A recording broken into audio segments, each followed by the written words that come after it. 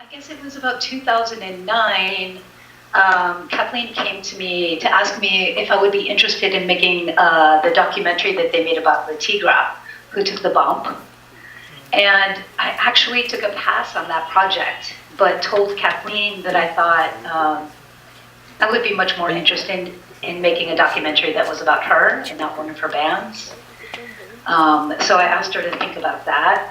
And she thought about it for a few weeks, and I think she was totally terrified, but she agreed to it. She called me a couple of weeks later and said, I think you're right, and if you make the documentary about me, I'll shoot it. Well, I thought it would be interesting to just focus on Kathleen and her career, but also her personal life that she hasn't been so open about traditionally. Traditionally, she's been a really private person, a very outspoken political feminist activist and musician, but pretty quiet about her personal life. So I wanted to be able to bring both of the things together, to highlight her career, her feminism and her activism, but also to get really personal so that people could see a side of her that they haven't seen before. Our biggest challenge was always money. It always goes back to money.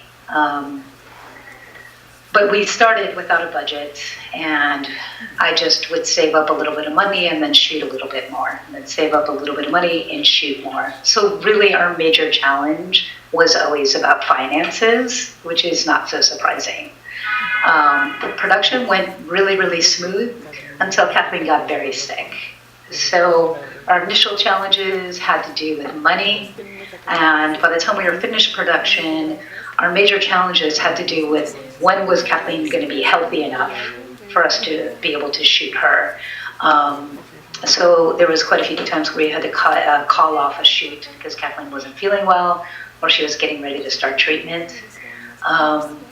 So money and health. Yeah, that's great. And so that's a great question. I'm so glad you asked it. Yeah, it was intentional on my end. What I wanted to be able to do was to show Kathleen at the beginning of her career and kind of the powerhouse that she was, and showing all the change that was happening and being created around her. And at a certain point, to be able to slow that down a lot right after Latigra, and then to get dropped straight into this very personal place about why she stopped playing music. My hope was that you would be so in love with her art by the time we got to that place that you would really care that she was sick at this point. And I thought it was an appropriate place to bring in this quieter part of the film.